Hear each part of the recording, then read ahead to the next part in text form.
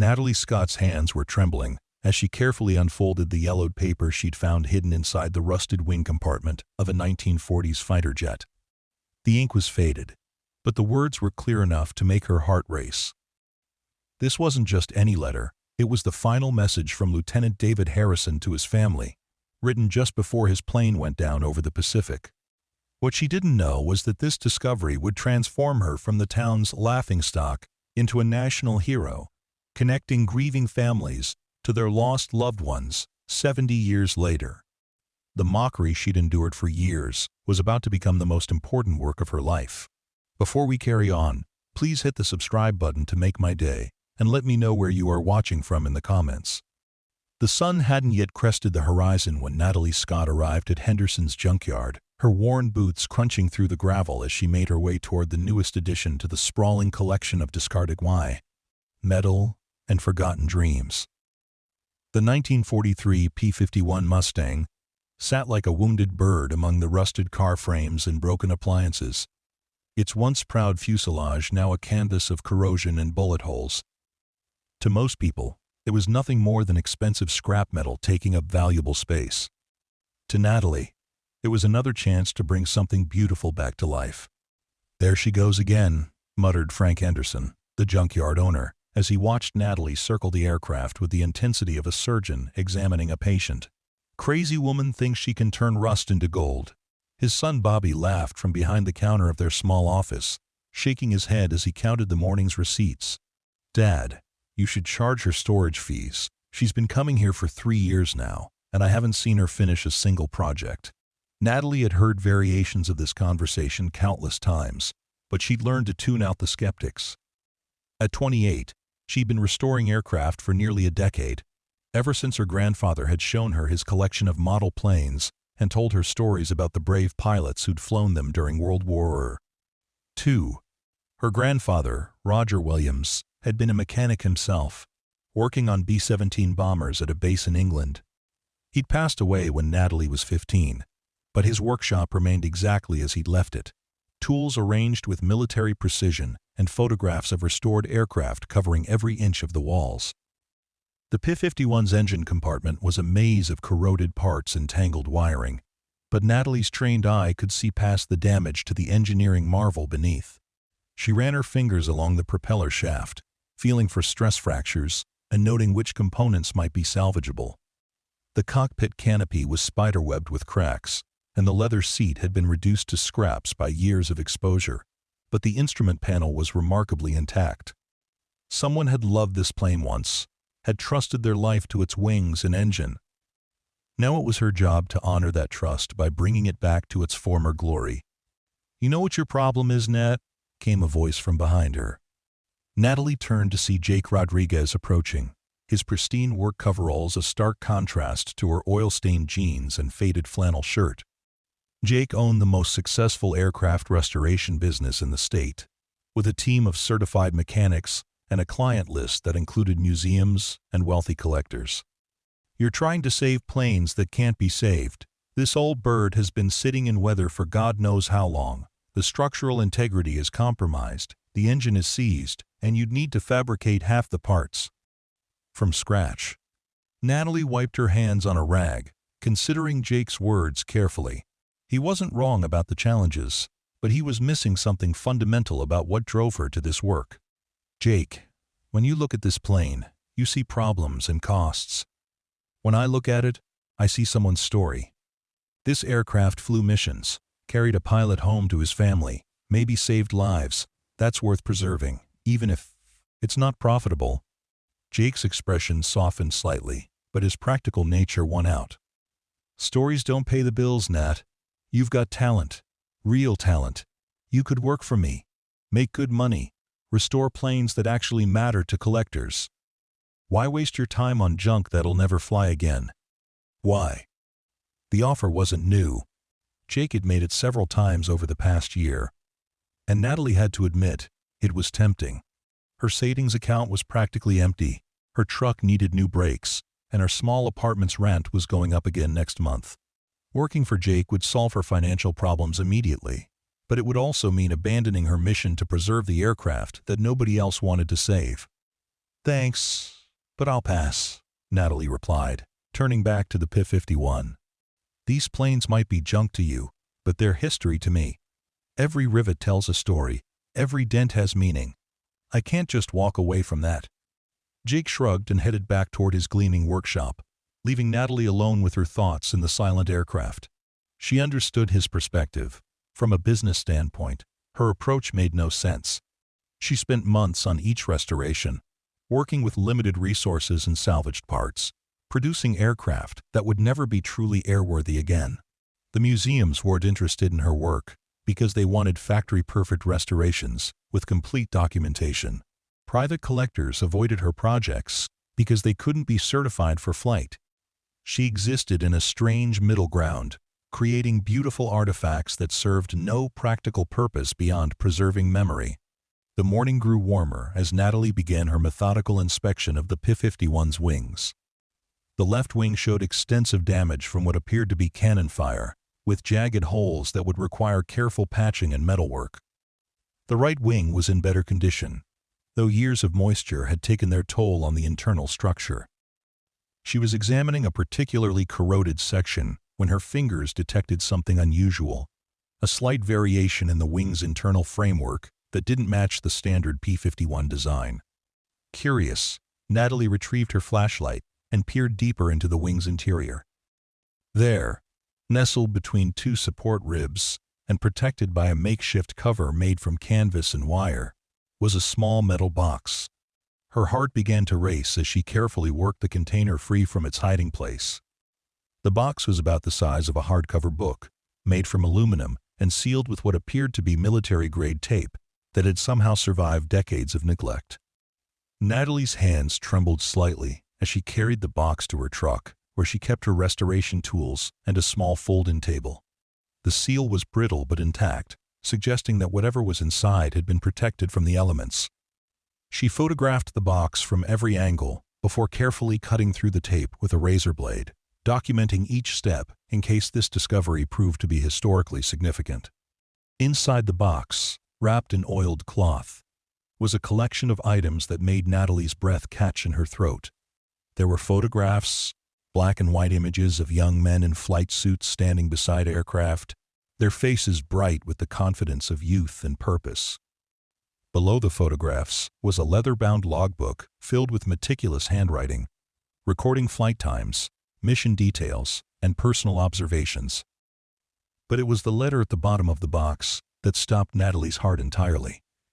The envelope was addressed simply, "To my family," and the paper inside was covered with the same careful handwriting from the logbook. The ink had faded to brown, but the words were still legible, and as Natalie read them, she felt tears forming in her eyes. "My dearest Sarah, Mom, and Dad," the letter began. "If you are reading this, it means I didn't make it home from today's mission. I'm writing this letter before we take off because I have a feeling this one might be different. The intelligence reports say the Japs have moved a lot of anti-aircraft guns into the area we're hitting. And our squadron has lost too many good pilots already." Natalie continued reading, her fascination growing with each paragraph. The pilot, Lieutenant David Harrison, wrote about his love for his wife Sarah and their unborn child, his hopes for the future, and his belief in the importance of their mission. He described his fellow pilots with affection and respect, naming each member of their squadron and sharing brief stories about their personalities and dreams. Most moving of all, he wrote about the promise he'd made to his father before leaving for the war, to always do his duty with honor and to never give up hope, no matter how dark things became. "I've hidden this letter in my plane's wing because I want you to know that if something happens to me, I was thinking of you in my final moments," the letter continued. "Don't grieve for me too long, because I believe with all my heart that love doesn't end when life does. Take care of our baby, teach them to be brave and kind, and tell them their daddy loved them more than all the stars in the sky." The letter was signed, "Forever yours, David," and dated October 12, 1943. Natalie sat in stunned silence, holding the precious document and trying to process the magnitude of her discovery. This wasn't just a restored aircraft anymore. It was Lieutenant David Harrison's final resting place. the keeper of his last words to the family he would never see again. Natalie spent the rest of the day researching everything she could find about Lieutenant David Harrison and his squadron. Using the names mentioned in his letter and the details from his logbook, she was able to piece together a remarkable story. The 87th Fighter Squadron had been stationed in the Pacific, flying dangerous missions against heavily defended Japanese positions. On October 12, 1943, Lieutenant Harrison's P-51 had been shot down during a bombing raid on a Japanese airfield. His body was never recovered, and he was listed as missing in action, presumed dead. The most heartbreaking detail Natalie discovered was that David Harrison's wife Sarah had given birth to their daughter just 2 weeks after he was reported missing. The little girl, named David in honor of her father, had grown up never knowing what had happened to the man who'd loved her before she was even born. Sarah had remarried several years later, and the family had moved to California, where they'd started a new life, while never forgetting the hero they'd lost. Natalie knew she had to find David Harrison's family and return the letter to them. But she also realized this discovery represented something much larger than a single family's closure. This was a piece of American history, a testament to the sacrifice and courage of an entire generation. She decided to contact the local newspaper first, hoping that publicity might help her locate Lieutenant Harrison's descendants and bring attention to the importance of preserving these forgotten aircraft.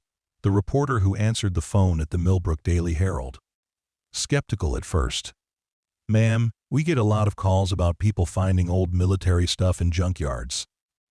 Most of the time it turns out to be reproductions or wishful thinking." But when Natalie described the letter and offered to bring the photographs and logbook to the newspaper office, the reporter's tone changed entirely. Margaret Chen had been covering local news for 15 years, but she'd never encountered a story quite like this one. When Natalie arrived at the newspaper office with the carefully preserved box and its contents, Margaret immediately recognized the historical significance of the discovery. The photographs alone were remarkable, showing young pilots with their aircraft in what appeared to be a forward operating base in the Pacific. The logbook provided detailed information about combat missions, mechanical issues, and the daily life of a fighter squadron during wartime. But it was the letter that truly captured Margaret's imagination. As she read Lieutenant Harrison's words to his family, she could feel the weight of history and the power of love transcending death. This wasn't just a news story, it was a human story that would resonate with readers across the country. "Natalie, this is incredible," Margaret said, carefully photographing each page of the letter for the newspaper's archives. "Have you tried to locate Lieutenant Harrison's family yet?" Natalie shook her head. "I was hoping the newspaper story might help with that. I found some records indicating that his wife Sarah remarried and moved to California, but the trail goes cold after that. If their daughter is still alive, she'd be in her 70s now, maybe with children and grandchildren of her own." Margaret's eyes lit up with the possibility. "Let me make some calls. I have contacts at other newspapers, and there are genealogy websites that specialize in military families. If Lieutenant Harrison's descendants are out there, we'll find them." The story ran on the front page of the Millbrook Daily Herald 3 days later, under the headline, "Local Woman Discovers WW2 Pilot's Final Letter Hidden in Restored Aircraft." Margaret had done an excellent job capturing both the historical significance of the discovery and Natalie's passion for preserving forgotten military aircraft.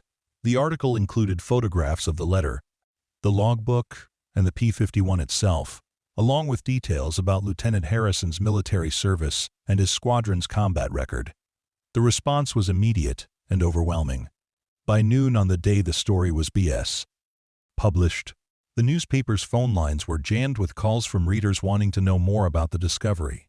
Military historians reached out offering their expertise in authentication and preservation. Genealogy enthusiasts volunteered to help search for Lieutenant Harrison's family. Most surprisingly, several other aircraft restoration enthusiasts contacted Natalie to share their own stories of finding personal items hidden in military aircraft. But the call that mattered most came from a woman named Patricia B. Morrison in San Diego, California.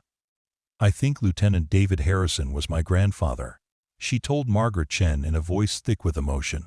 My grandmother was Sarah Harrison before she remarried and became Sarah Weber. She had a daughter named David, just like the letter said. My mother always told me stories about the father she never knew, the pilot who was shot down in the Pacific before she was born. Margaret immediately connected Patricia with Natalie, and the two women spent hours on the phone sharing information and comparing family stories. Patricia had grown up hearing about her grandfather's service in World War II, but the family had never received any official word about how he died or where his plane had crashed. Her grandmother Sarah had passed away 10 years earlier, taking many of her memories and stories with her. My mother, David, is 79 years old and lives in a care facility now, Patricia explained to Natalie. She has dementia, but she still has good days when her memory is clear. I think she would want to see her father's letter, to know that he was thinking of her and her mother when he wrote it. Natalie felt a deep sense of responsibility and privilege at being chosen to reunite this family with their lost patriarch's final words. She offered to drive to California to deliver the letter personally, but Patricia insisted on flying to Colorado instead. "This letter has been waiting 70 years to reach us," she said. "A few more hours won't matter, but I want to see the plane where it was hidden, to understand how you found it." While they waited for Patricia's arrival, Natalie threw herself into researching the 87 Fighter Squadron and Lieutenant Harrison's combat record. What she discovered was a story of extraordinary courage and sacrifice. The squadron had flown some of the most dangerous missions of the Pacific War, attacking heavily defended Japanese positions with outdated equipment and limited support. They'd lost nearly half their pilots during their 18 months of combat operations, but they'd also played a crucial role in several key victories that had helped turn the tide of the war. Lieutenant Harrison's logbook provided a first-hand account of these missions, written in the spare, practical language of a professional pilot. But between the lines, Natalie could read the stress and fear that came with knowing that each mission might be their last. Harrison wrote about pilots who didn't return, about mechanical failures and close calls, about the weight of responsibility that came with carrying bombs and bullets into harm's way. One entry, dated just 3 days before his final mission, particularly struck. "Natalie, lost Jimmy Morrison today over Rabaul.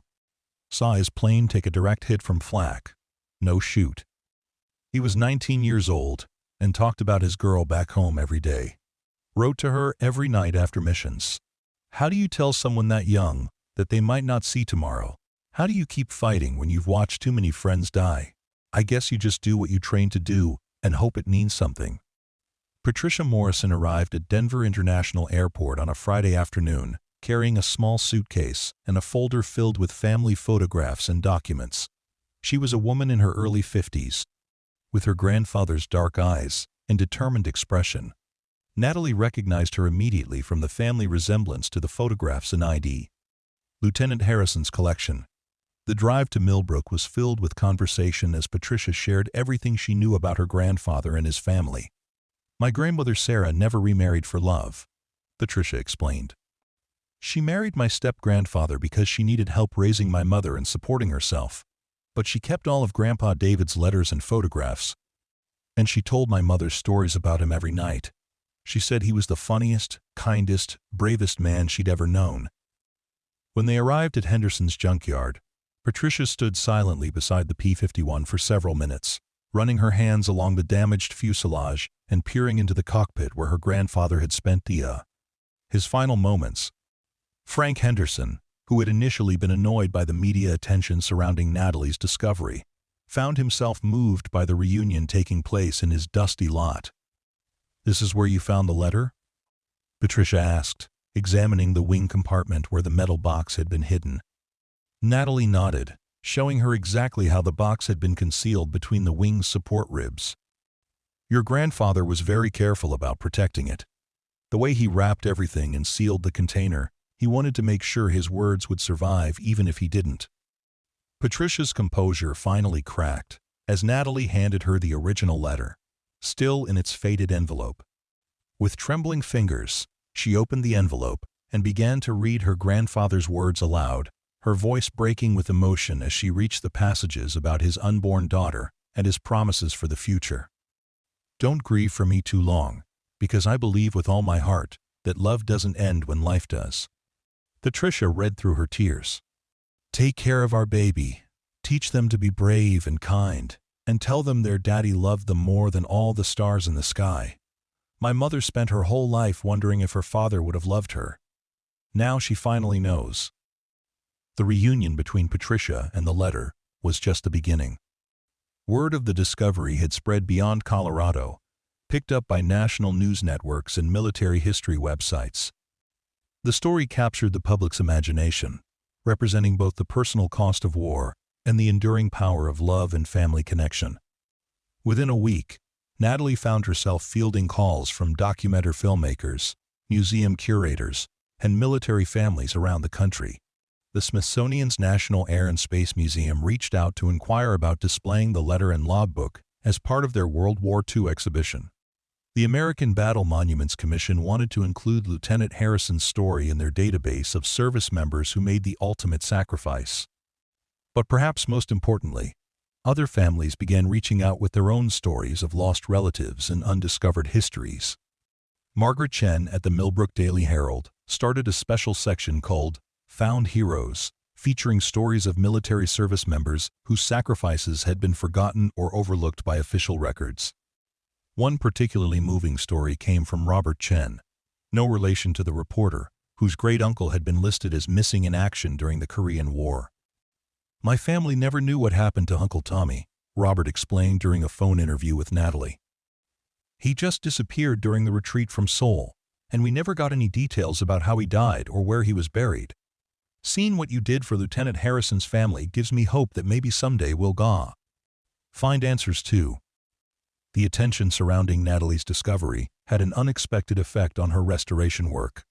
Instead of the mockery and skepticism she'd grown accustomed to, people began to see her projects as important historical preservation efforts. Jake Rodriguez, who had previously dismissed her work as impractical, showed up at the junkyard one afternoon with an offer that surprised everyone.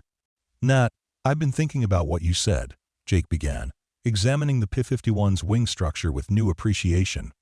"You're right that these planes tell stories, and maybe I've been too focused on the business side of things. What would you say to a partnership? I provide the workshop space and resources. You provide the expertise and passion for historical preservation. We could create a nonprofit foundation dedicated to restoring forgotten military aircraft." The offer was tempting, representing everything Natalie had dreamed of in terms of resources and legitimacy. But she was also wary of losing control of her mission or having her work commercialized in ways that might compromise its integrity. "What kind of partnership are you talking about?" Natalie asked carefully. "I won't restore aircraft just to sell them to wealthy collectors. These planes belong in museums or educational settings where people can learn from them." Jake nodded, his expression serious. "That's exactly what I'm thinking. We restore them properly, document their histories, and donate them to museums or veterans organizations. The foundation would be funded by grants and donations, not by selling the aircraft. Your discovery proves that there's public interest in preserving military aviation history. We could use that support to save planes that would otherwise be lost forever." The idea of founding a nonprofit organization dedicated to preserving forgotten military aircraft appealed to Natalie, but she needed time to consider all the implications. She'd spent years working alone, making all the decisions about which aircraft to restore and how to approach each project. Collaborating with Jake would mean compromising on some things, but it would also mean being able to save more aircraft and reach more people with their stories. While Natalie deliberated Jake's offer, Patricia Morrison was working on her own project. She'd taken her grandfather's letter to the care facility where her mother lived, hoping for one of the lucid days when the older woman's memory was clear. The reunion between mother and father, separated by 70 years and the tragedy of war, was both heartbreaking and healing. She held the letter for a long time without saying anything, Patricia later told Natalie during one of their regular phone conversations. Then she looked up at me and said, "He kept his promise. He never stopped loving me." It was the most peace I've seen in her eyes since the dementia started getting worse. Patricia had also begun her own research into her grandfather's squadron, connecting with other families of the 87 Fighter Squadron's pilots. What she discovered was was a network of people who had spent decades wondering about their lost relatives and the circumstances of their deaths. Lieutenant Harrison's letter and logbook became the foundation for a broader project to document the experiences of the entire squadron.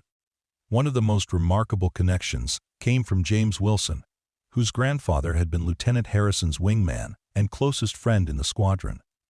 "My grandfather survived the war but never talked about it," James explained during a conference call that included Patricia, Natalie, and several other descendants of squadron members. "He died when I was 12. And all I knew was that he'd been a fighter pilot in the Pacific." Finding out about Lieutenant Harrison and reading his logbook entries about their friendship has helped me understand why my grandfather found it so hard to beep her. Talk about the war. The logbook entries about James Wilson's grandfather, Lieutenant Michael Wilson, painted a picture of two young men supporting each other through the horrors of combat. Harrison wrote about Wilson's skill as a pilot, his dry sense of humor, and his habit of sharing care packages from home with pilots who hadn't received mail. On the day before Harrison's final mission, he'd written, "Mike tried to talk me out of volunteering for tomorrow's raid. Says I float enough dangerous missions and should let someone else take the risk. But that's not how it works. We all volunteered for this job, and we all know what it means. If something happens to me, I hope Mike makes it home to tell people what we did here." Michael Wilson had indeed made it home, but like many combat veterans, he'd carried the guilt of survival and the weight of lost friendships for the rest of his life. Through the letters and logbook entries, his family was finally able to understand the experiences that had shaped their grandfather's personality and his reluctance to discuss the war. As the network of squadron families grew, Patricia Morrison proposed creating a memorial website where they could share photographs, letters, and stories about their lost relatives. Natalie enthusiastically supported the project, offering to contribute technical documentation from her restoration work and historical research about the aircraft and missions. The website, launched 6 months after the discovery of Lieutenant Harrison's letter, became a gathering place for military history enthusiasts and families seeking information about their loved one's service. Within its first year, the site had documented the stories of all 23 pilots who had served with the 87th Fighter Squadron, including detailed mission reports, personal photographs, and family interviews. The success of the Squadron Memorial Project inspired similar efforts for other military units, and Natalie found herself consulting on historical research for families across the country. Her expertise in military aviation and her passion for preserving forgotten stories made her a sought-after resource for genealogists and military historians. But the most satisfying aspect of her work remained the hands-on restoration of aircraft. After months of consideration and negotiation, Natalie had accepted Jake Rodriguez's partnership offer, and together they'd established the Forgotten Wings Foundation. The nonprofit organization focused on restoring military aircraft that had historical significance but limited commercial appeal. Their first official project was Lieutenant Harrison's P-51, which they restored to museum quality while preserving the original damage that told the story of its final mission. The aircraft was eventually donated to the National Museum of World War II Aviation, where it became the centerpiece of an exhibition about the Pacific Theater and the personal cost of war. The museum's curator, Dr. Sarah Martinez, worked closely with Natalie to ensure that Lieutenant Harrison's story was told with accuracy and respect. What makes this aircraft special isn't just its historical significance, Dr. Martinez explained during the exhibition's opening ceremony. It's the human story that Natalie Scott uncovered and preserved. This plane isn't just a machine. It's a memorial to a young man's love for his family and his willingness to sacrifice everything for his country. The exhibition opening drew visitors from across the country, including many of Lieutenant Harrison's surviving relatives and descendants of other squadron members. Patricia Morrison spoke at the ceremony, reading portions of her grandfather's letter and thanking Natalie for her dedication to preserving forgotten histories. 70 years ago, my grandfather hid this letter in his airplane wing because he wanted his family to know that he loved them, Patricia told the assembled crowd.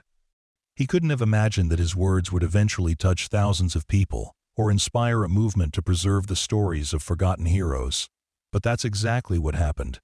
because one determined woman refused to give up on a piece of scrap metal that everyone else thought was worthless." End quote. The success of the exhibition and the positive response to the Forgotten Wings Foundation's work validated Natalie's years of dedication to preserving military aviation history. What had started as a hobby pursued in junkyards and abandoned lots had evolved into a recognized expertise that was making a real difference in how society remembered and honored its military heritage. But for Natalie, the most meaningful aspect of the entire experience remained the personal connections she'd helped facilitate between families and their lost loved ones.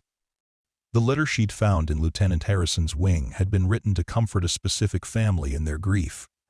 But its discovery had comforted countless others who struggled with the incomplete stories and unanswered questions that war leaves behind. 2 years after finding the letter, Natalie received a package from Patricia Morrison containing a surprise that brought tears to her eyes. Inside was a carefully restored photograph of Lieutenant David Harrison in his flight suit, standing beside his P-51 with his arm around the wing where his final message had been hidden. On the back of the photograph, in Sarah Harrison's careful handwriting, was an inscription, "To David's daughter, with love from Daddy, 1943. Enclosed with the photograph was a note from Patricia. "My grandmother kept this picture on her dresser for 60 years, never knowing that someday it would come full circle. She wrote that inscription the day after she received word that my grandfather was missing in action, hoping against hope that somehow her daughter would understand how much her father had loved her. Thanks to you, that hope finally came true." Natalie carefully framed the photograph and hung it in her workshop, where it served as a daily reminder of why her work mattered. Every aircraft she restored, every piece of history she preserved, represented someone's story and someone's sacrifice. The mockery and skepticism she'd endured in the early years had been replaced by respect and gratitude from the communities she served. The Forgotten Wings Foundation continued to grow, taking on increasingly complex restoration projects and expanding their educational outreach programs. They partnered with schools to teach students about aviation history and military service, using restored aircraft as tangible connections to the past. They worked with veterans organizations to identify and preserve aircraft that had particular significance to specific military units or campaigns. Most importantly, they never lost sight of their original mission to honor the human stories behind the machines. Each restoration project began with extensive research into the aircraft's history and the people who had flown and maintained it. They interviewed surviving veterans, contacted military families, and searched military archives to understand not just the technical specifications of each plane, but the experiences and emotions of the men and women who had depended on it for their survival. One particularly challenging project involved the restoration of a B-25 bomber that had crash-landed in a farmer's field in Nebraska during a training flight in 1944. The aircraft had been abandoned where it fell, slowly sinking into the prairie soil over the decades, until only the tail section remained visible above ground level. The farmer who owned the land, Robert Anderson, had grown up playing around the wreckage and had always wondered about the men who had flown the bomber. When he contacted the Forgotten Wings Foundation about possibly recovering the aircraft, he shared a collection of personal items he'd found scattered around the crash site over the years. Among these items was a wedding ring engraved with the initials JM to BM Forever, and a waterlogged wallet containing the identification cards of the bomber's crew. Using these clues, Natalie and her team were able to identify the aircraft as belonging to the crew of Mama's Boy, a training bomber that had encountered severe weather during a routine flight from Colorado to Texas.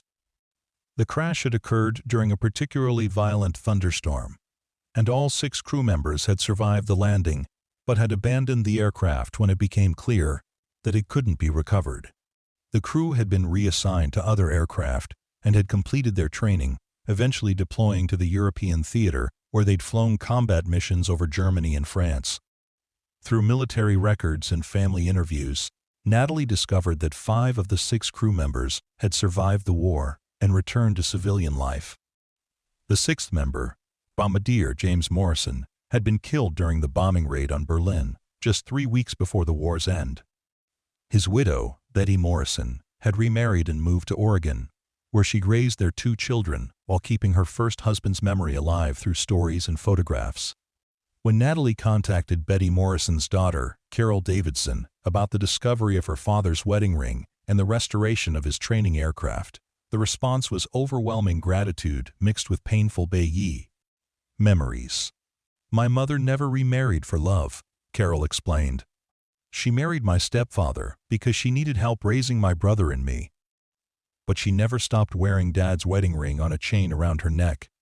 When she died 5 years ago, we buried her wearing that chain, not knowing that Dad's original ring was sitting in a Nebraska farmhouse." The restoration of Mama's Boy became a memorial project honoring not just James Morrison, but all the young men who had trained together as a crew and then scattered to fight a war on the other side of the world. Robert Anderson donated the aircraft to the foundation and helped with the excavation, using his farm equipment to carefully extract the bomber from the Nebraska soil where it had rested for 75 years. The technical challenges of the restoration were immense. Decades of ground exposure had corroded much of the aircraft's aluminum structure, and the engines were completely destroyed by moisture and soil contamination. But the airframe was fundamentally sound, and many of the internal components had been protected from the worst damage by the aircraft's belly-down landing attitude. Working with a team of volunteer mechanics and aviation enthusiasts, Natalie spent 18 months returning Mama's Boy to display condition. They couldn't make it airworthy again, but they were able to restore its appearance to how it would have looked during its training days in Colorado. The project attracted attention from aviation museums and military historians, who documented the restoration process as an example of how persistence and dedication could preserve history that might otherwise be lost forever. The completed aircraft was displayed at the National Museum of the Air Force in Ohio, where it became part of an exhibition about training operations during World War II. Carol Davidson and her family attended the dedication ceremony, where they were able to see the aircraft where her father had learned the skills that would eventually take him to war. "Standing here looking at this plane, I can almost see my dad as a young man, learning to fly and dreaming about serving his country," Carol said during her remarks at the ceremony. "He died so young that I never got to know him as an adult. But this aircraft helps me understand the experiences that shaped him and the friends who shared his journey." The success of projects like Lieutenant Harrison's P-51 and the Mama's Boy bomber established the Forgotten Wings Foundation as a leading voice in military aviation preservation. But for Natalie, the real reward remained the human connections and the families who found healing through understanding their loved ones' experiences. One of the most touching responses to the Foundation's work came from Maria Santos, whose brother had been killed in Vietnam while flying helicopter rescue missions. "I spent 40 years angry at the military and at the war that took my brother away from us," Maria wrote in a letter to Natalie. "But reading about your work and seeing how you honor the people who served has helped me understand that my brother's sacrifice meant something. He wasn't just a casualty of war, he was a hero who risked everything to save others." Letters like Maria's arrived regularly at the Foundation's offices, from families across the country who had found comfort in the organization's mission to preserve and honor military service. Some were from relatives of the pilots and crew members whose aircraft had been restored, but many were from people who simply appreciated the effort to remember and respect the sacrifices made by previous generations. The Foundation's educational programs proved to be equally impactful, reaching thousands of students each year through school visits, museum partnerships, and online resources. High school students, who might never have considered careers in aviation or military service, found themselves inspired by the stories of courage and dedication that emerged from the restoration projects. One particularly successful program paired students with elderly veterans, allowing them to interview service members about their experiences and then help research and document the histories of specific aircraft, military units. The intergenerational connections formed through these partnerships often lasted long after the formal projects were completed, creating ongoing relationships that enriched both the students' understanding of history and the veterans' sense that their service was remembered and valued. Natalie often reflected on how dramatically her life had changed since that morning when she'd first examined the P-51 at Henderson's junkyard. What had started as a personal passion for restoring forgotten aircraft had evolved into a national movement to preserve military history and honor the people who had served. The mockery and skepticism she'd once endured had been replaced by recognition and respect from institutions and individuals across the country. The Foundation's success brought new challenges and opportunities. Government agencies began consulting with Natalie on policies related to military aircraft preservation. Museums sought her expertise on authentication and restoration techniques. Documentary filmmakers wanted to tell the stories she'd uncovered through her work. Each new project and collaboration expanded the Foundation's reach while staying true to its core mission of honoring forgotten heroes. But perhaps the most significant change was in how Natalie viewed her own role in preserving history. She'd begun her restoration work as a solitary pursuit, driven by personal passion and family legacy. Now she understood that she was part of a larger community of people, dedicated to ensuring that the sacrifices of previous generations weren't forgotten or diminished by time. The lesson she'd learned from Lieutenant David Harrison's hidden letter had become the guiding principle of everything she did. Love doesn't end when life does, and neither does the responsibility to remember and honor those who came before. Every aircraft she restored, every story she uncovered, every family she reconnected with their lost loved ones, was a testament to the enduring power of memory and the importance of preserving the human stories behind gruff historical events. 5 years after discovering the letter that changed everything, Natalie stood once again in Henderson's junkyard, examining a newly arrived aircraft. This time, however, she wasn't alone. Jake Rodriguez worked beside her, documenting the condition of a Korean War-era F-86 Saberjet, while a team of volunteer researchers began cataloging the plane's history and searching for information about its former pilots. The transformation of the junkyard itself reflected the broader changes that had occurred.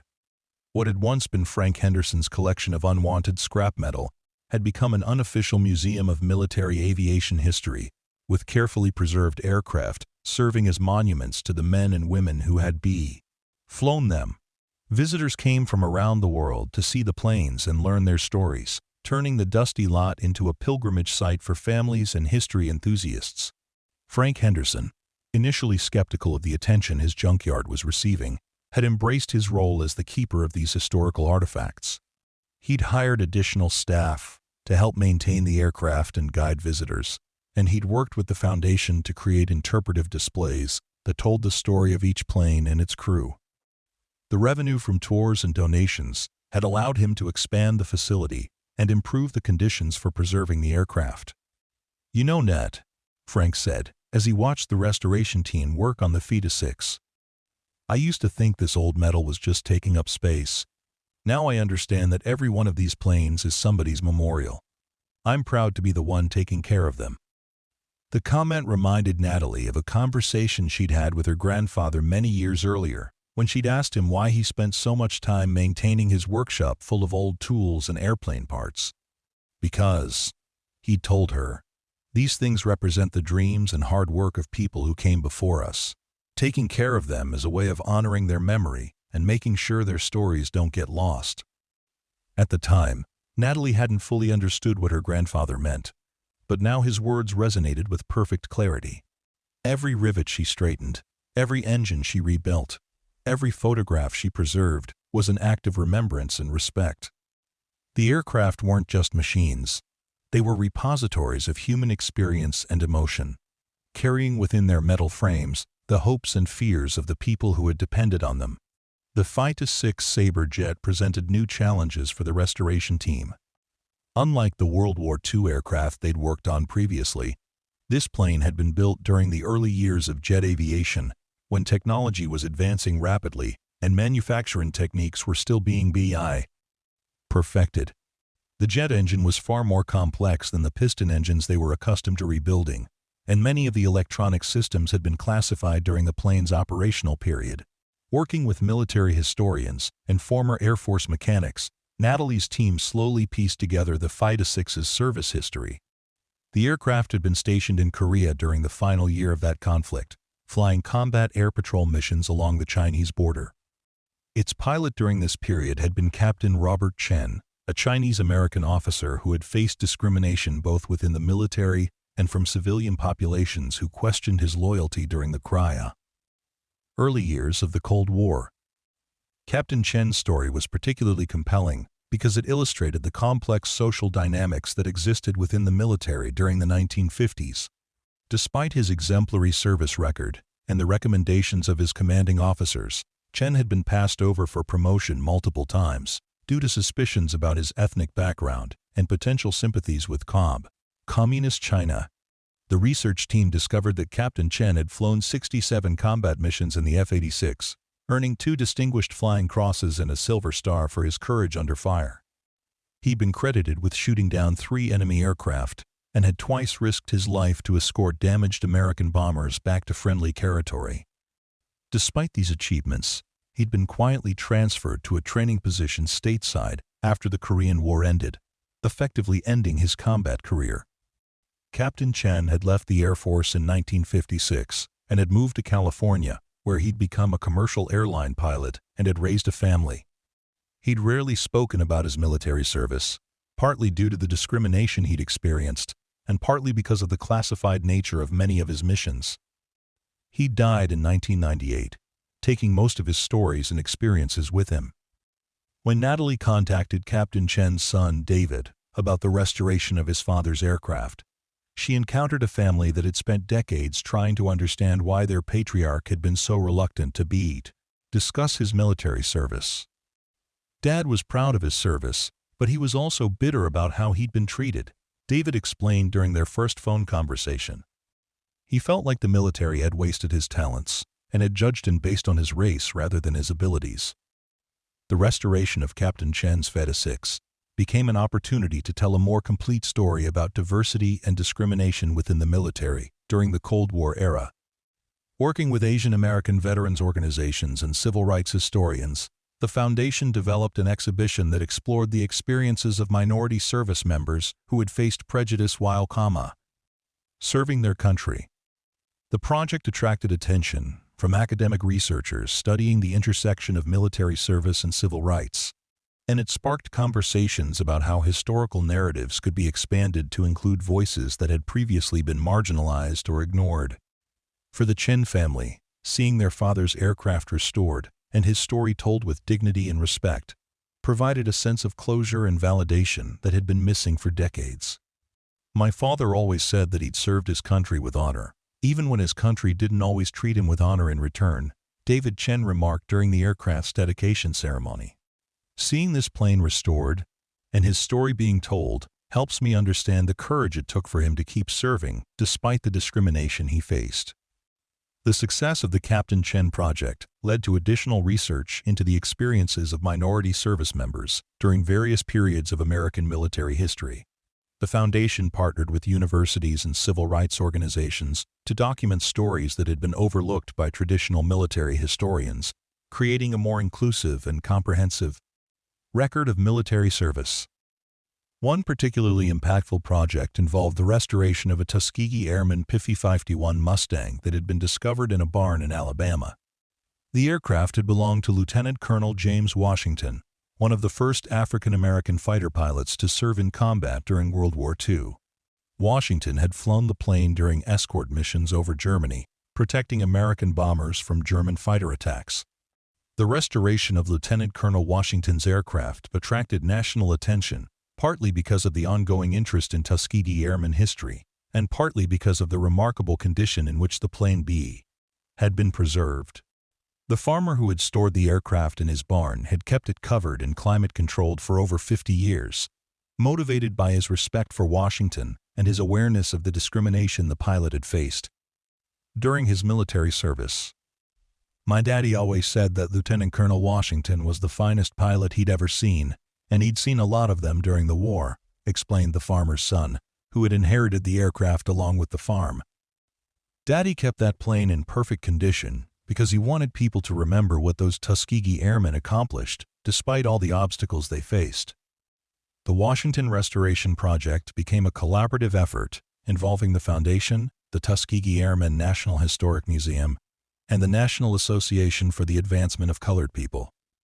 The restored aircraft was displayed at air shows and museums across the country, accompanied by educational materials that told the story of the Tuskegee Airmen and their contributions to both military aviation and civil rights.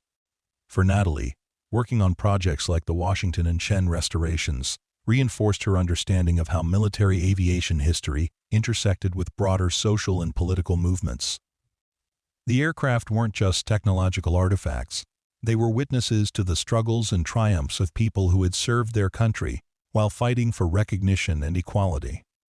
The Foundation's work had evolved far beyond simple aircraft restoration to encompass comprehensive historical documentation and education. Each project involved extensive research, community engagement, and collaboration with multiple organizations and institutions. The team had grown to include professional historians, archivists, educators, and specialists in various aspects of military technology and culture. But the core of the Foundation's mission remained unchanged, honoring the human stories behind the machines and ensuring that the sacrifices and achievements of military service members weren't forgotten by future generations. Every aircraft restoration was ultimately about the people who had flown, maintained, and depended on these machines during moments of great historical significance. As the Foundation's 10th anniversary approached, Natalie began work on what would become her most ambitious project yet, the restoration of a World War II B-17 flying fortress that had been discovered in a remote location in Alaska.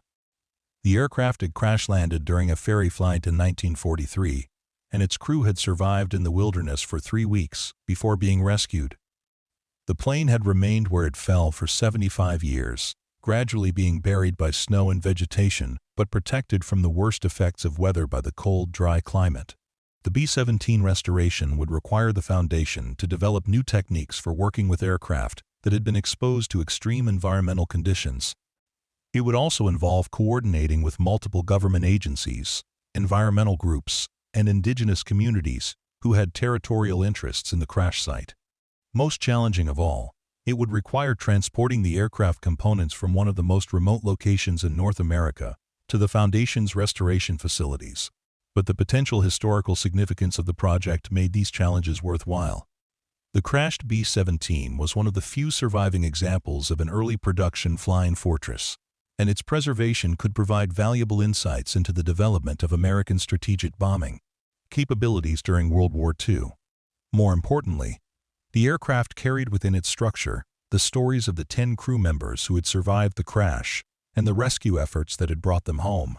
The preliminary research into the B-17's history had already revealed compelling human drama. The aircraft's pilot, Major William Thompson, had been flying his first mission as a squadron commander when mechanical problems had forced the emergency landing. His decision to crash land in a clearing rather than attempting to reach an airfield had probably saved the lives of his crew, but it had also stranded them hundreds of miles from civilization with limited survival equipment. The crew's survival story had become part of Air Force folklore, involving ingenious improvisations, careful rationing of supplies, and ultimately, a daring rescue mission that had required multiple aircraft and dozens of personnel. 3 of the crew members had suffered serious injuries during the crash, and their survival had depended on the medical knowledge and leadership skills of the remaining crew members. Major Thompson had gone on to become a decorated combat pilot in the European theater, leading bombing missions over Germany and occupied Europe. He'd survived the war and had remained in the Air Force until his retirement in 1965. But he'd always credited his survival and subsequent success to the lessons he'd learned during those 3 weeks in the Alaskan wilderness and the bonds he'd formed with his crew. When Natalie contacted Major Thompson's surviving family members about the restoration project, she discovered that the crash and rescue had remained central to the family's understanding of their patriarch's character and values. His son, retired Colonel Michael Thompson, had followed his father into the Air Force and had often heard stories about the Alaska crash and the importance of never abandoning your crew. Dad always said that those 3 weeks in Alaska taught him more about leadership and responsibility than all his formal military training combined, Colonel Thompson explained during a video conference with the Foundation's research team. He learned that being in command meant taking care of your people no matter what the circumstances, and that lesson guided everything he did for the rest of his career. The B-17 project would require several years to complete, involving extensive fundraising, logistical planning, and coordination with multiple organizations. But the Foundation's track record of successful restorations and meaningful historical documentation had established its credibility within the military aviation community, making it possible to attract the resources and expertise needed for such an ambitious undertaking. As Natalie stood in her workshop late one evening, reviewing plans and photographs related to the B-17 project, she thought back to that morning 10 years earlier when she'd first discovered Lieutenant David Harrison's letter hidden in a P-51's wing. That single discovery had set in motion a chain of events that had transformed her personal passion into a national movement for historical preservation and military remembrance.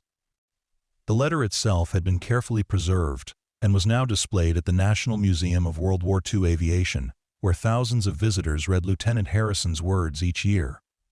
But its true legacy lived on in the work of the Forgotten Wings Foundation and the countless people who had been touched by the stories of courage, sacrifice, and love that emerged from each restoration project. Patricia Morrison had become one of the Foundation's most active supporters, serving on its board of directors and helping to coordinate research into military family histories.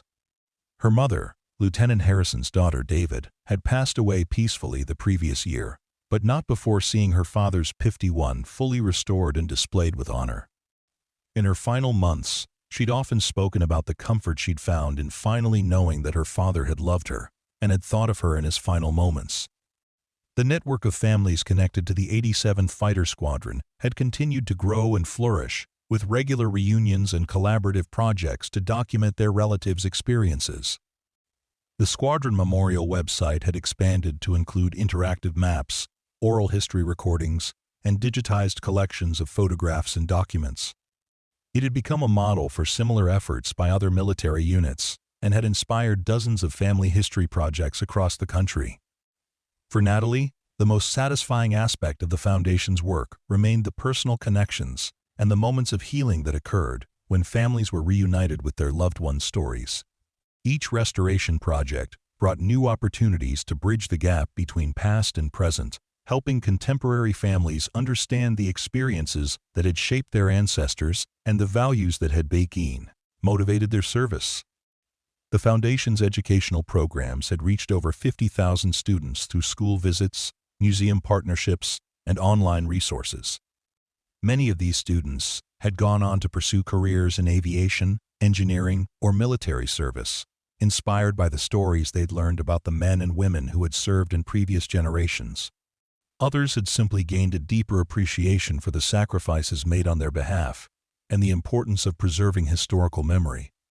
As she locked up the workshop and prepared to head home, Natalie reflected on how the mocking voices that had once questioned her dedication to restoring worthless aircraft had been silenced by the undeniable impact of NES. Her work, the skeptics who had dismissed her projects as impractical or pointless, had been proven wrong by the families who found comfort in her discoveries. The students who were inspired by her educational programs, and the institutions that now sought her expertise. But more importantly, she'd learned that the value of her work couldn't be measured in traditional terms of profit or efficiency. The aircraft she restored would never fly again, and most would never be worth more than the materials and labor invested in their reconstruction. Their true worth lay in their ability to connect people with their history, to honor the memory of those who had served, and to ensure that the stories of courage and sacrifice weren't lost to time. Lieutenant David Harrison's letter had taught her that love doesn't end when life does, and her decade of work since that discovery had proved that memory and honor don't fade when sustained by dedication and care. Every aircraft she restored, every story she uncovered, every family she reconnected with their heritage was a testament to the enduring power of human connection and the importance of preserving the past for future generations. The Forgotten Wings Foundation would continue its work, taking on new projects and expanding its reach while staying true to its core mission of honoring forgotten heroes. And Natalie would continue to search junkyards and crash sites, looking for the next hidden compartment or forgotten letter that might reveal another story of love, courage, and sacrifice waiting to be shared with the world. The mocking voices had fallen silent, replaced by gratitude and recognition. But for Natalie, the greatest reward remained the knowledge that her work mattered, that the stories she preserved would outlive her, and that somewhere in the future, another family would find comfort in knowing that their loved one's sacrifice had been remembered and honored. The scrap metal that others had dismissed as worthless had become monuments to the human spirit, and the woman who had been mocked for restoring trash had become the keeper of memories that would never be forgotten. The B-17 project in Alaska proved to be even more challenging than Natalie had anticipated. The remote crash site required a team of specialists in cold weather operations, archaeological excavation, and heavy equipment transportation. The Foundation partnered with the University of Alaska's Archaeology Department and the National Park Service to ensure that the recovery operation met all environmental and historical preservation standards. Dr. Amanda Rodriguez, the lead archaeologist on the project, had extensive experience with World War II crash sites, but the Alaska B-17 presented unique complications. The aircraft has essentially become part of a landscape, she explained during a planning meeting with the Foundation's team. 75 years of freeze-thaw cycles have shifted the wreckage, and we need to document everything in its current position before we can even think about moving it. The excavation phase alone took 6 months, with the team working only during the brief Arctic summer when conditions allowed for safe operations. Each piece of the aircraft was carefully photographed, measured, and cataloged before being prepared for transport. The process revealed remarkable preservation of materials that would have long since deteriorated in more temperate climates. Among the most significant discoveries was the aircraft's nose art, a painting of a young woman holding a letter with the name "Sweetheart Mail" written in flowing script below. The artwork had been created by the bomber's tail gunner, Sergeant Raymond Foster, who had been a commercial artist before the war. The painting had survived 7 decades of harsh weather, with only minor fading, protected by layers of ice and snow that had acted as natural preservatives. The nose art discovery led to another family connection when Natalie's research team located Sergeant Foster's granddaughter, Lisa Chen, living in Portland, Oregon.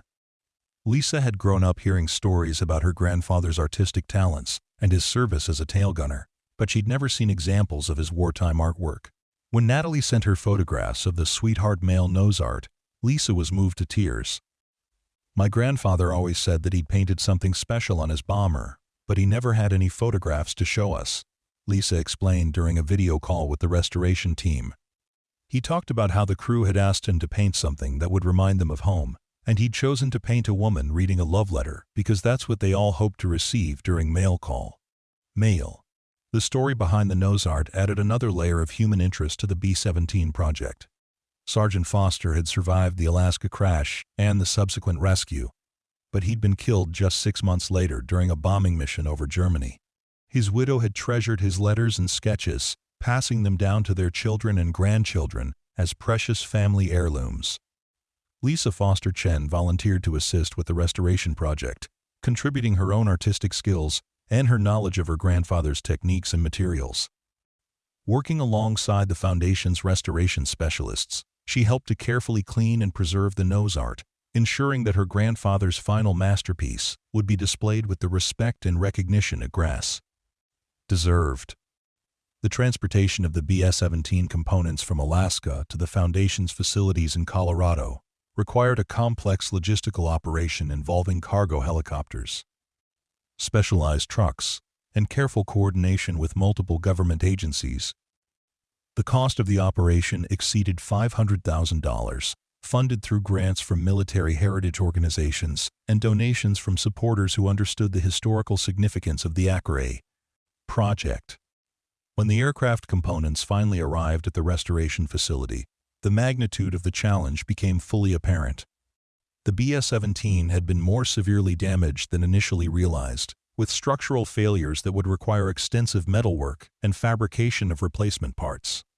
The engines were completely destroyed by decades of moisture and freezing, and much of the electrical system had deteriorated beyond repair. But the most remarkable discovery was yet to come. As Natalie's team began the painstaking process of disassembling the aircraft's interior, They found a sealed container wedged behind the pilot's seat, similar to the one that had held Lieutenant Harrison's letter. This container, however, was larger and contained a more extensive collection of documents and personal items. The contents included a detailed journal kept by Major Thompson during the 3 weeks the crew had spent in the Alaskan wilderness, along with photographs they'd taken of their improvised survival camp and handwritten letters each crew member had composed in case they didn't survive the ordeal. There were also technical diagrams showing how they'd modified parts of the aircraft to create survival tools and shelter components. Major Thompson's journal provided a day-by-day account of their struggle to survive in one of the world's most hostile environments. The entries revealed not just the physical challenges they'd faced, but also the psychological and emotional stress of being stranded with limited supplies and no certainty of rescue. Day 7. One entry read, "Johnson's leg is getting worse despite our efforts to splint it properly. Foster keeps everyone's spirits up with his jokes and stories, but I can see the worry in his eyes when he thinks no one is looking. We've rationed our food down to 1 meal per day, but at this rate, we'll be out of everything in another week. I keep thinking about Sarah and the kids, wondering if they'll ever know what happened to us if the rescue planes don't find us." The journal entries became increasingly desperate as the days passed, but they also revealed the extraordinary leadership and resourcefulness that had kept the crew alive. Major Thompson had organized hunting and fishing expeditions, coordinated the construction of shelter improvements, and maintained discipline and morale despite increasingly dire circumstances. Most remarkably, the journal documented how the crew had used parts from their crashed aircraft to create survival tools and equipment. They'd fashioned fishing hooks from electrical components, used aluminum panels to construct reflective signaling mirrors, and modified the aircraft's radio equipment to create a beacon that had ultimately guided their rescuers to their location. The survival story was so compelling that the History Channel approached the Foundation about producing a documentary film about the crash and rescue. The project would combine historical reenactments with interviews of surviving family members and expert analysis of the survival techniques the crew had employed. Major Thompson's journal would serve as the primary source material, providing authentic dialogue and detailed descriptions of their daily challenges. Production of the documentary brought additional attention to the Foundation's work and helped raise funds for completing the B-17 restoration.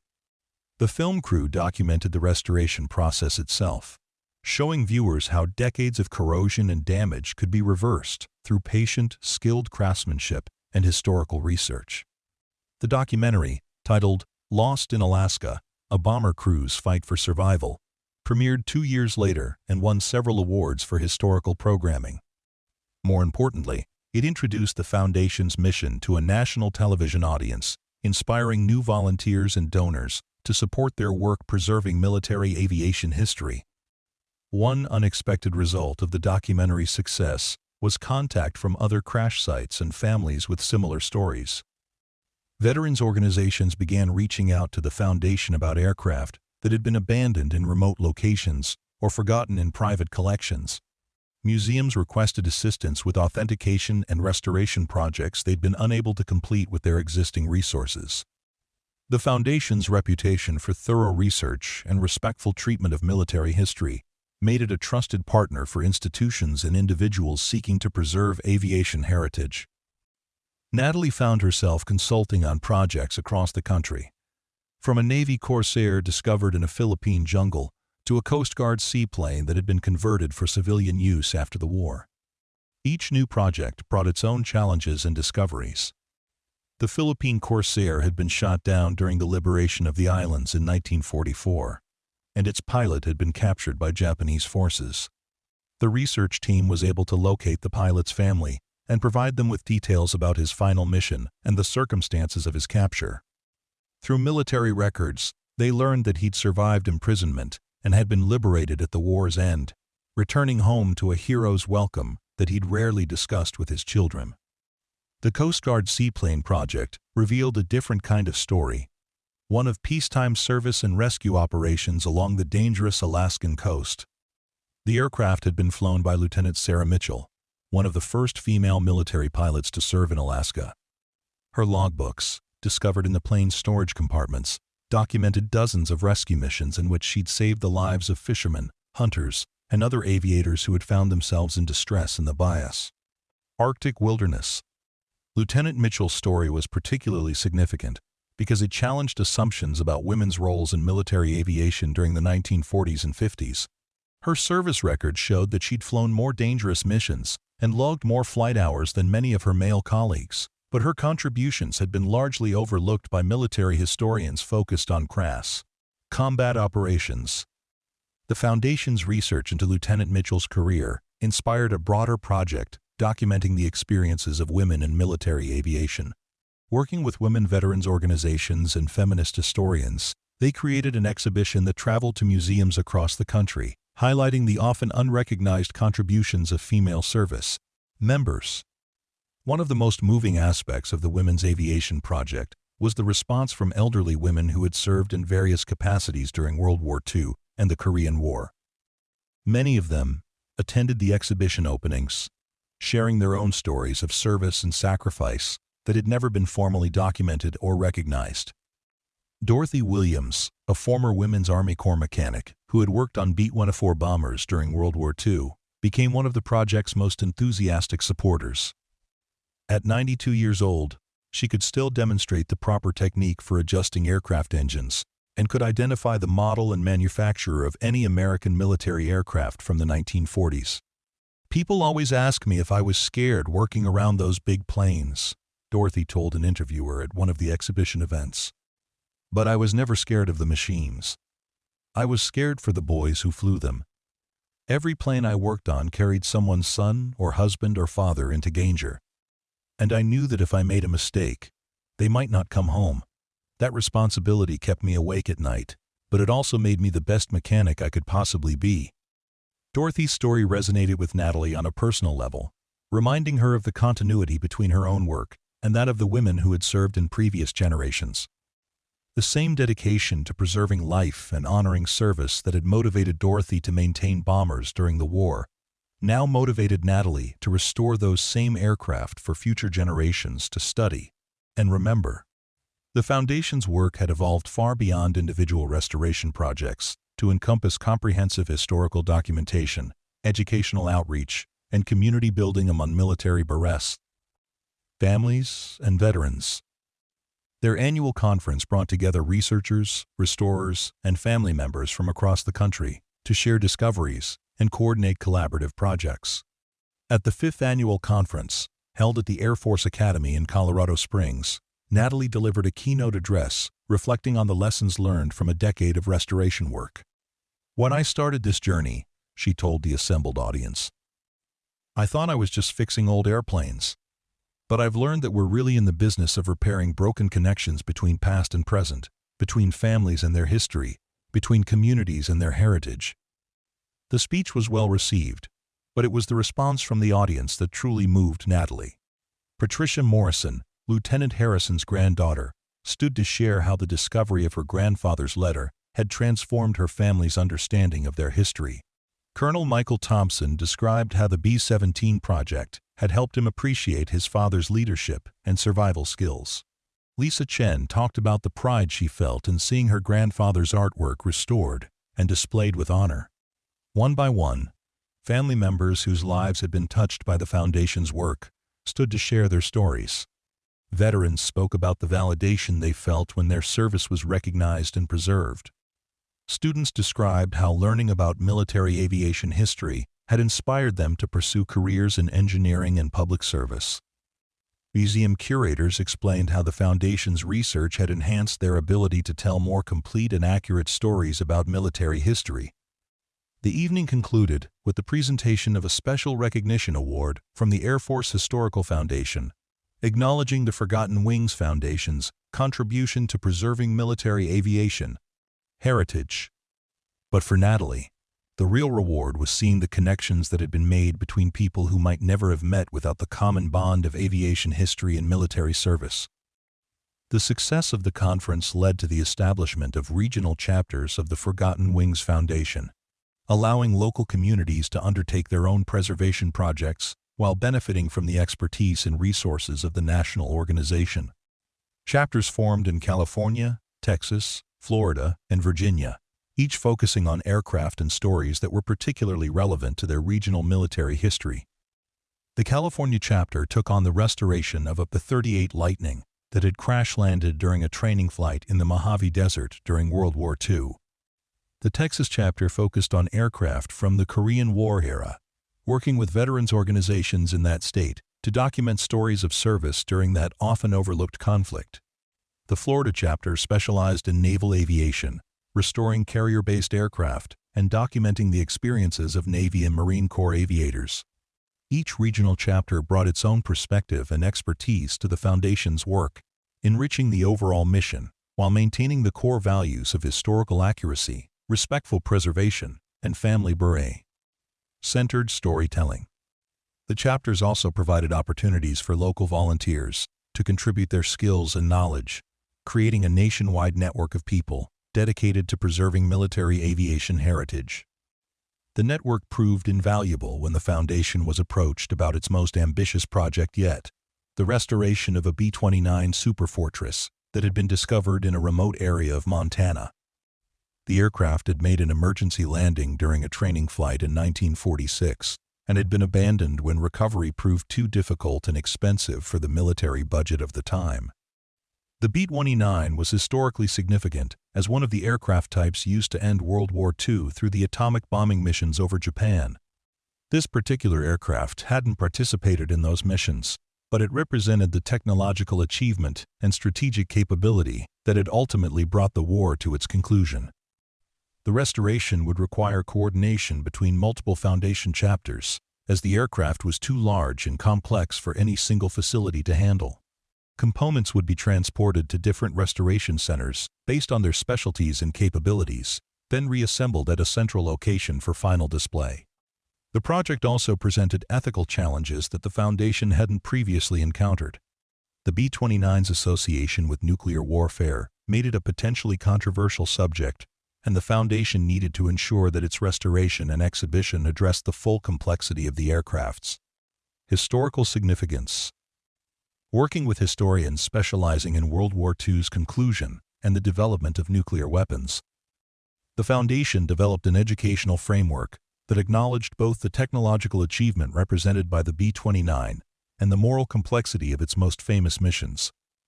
The goal was to honor the service members who had flown and maintained these aircraft, while also encouraging thoughtful reflection on the broader implications of the weapons they had carried.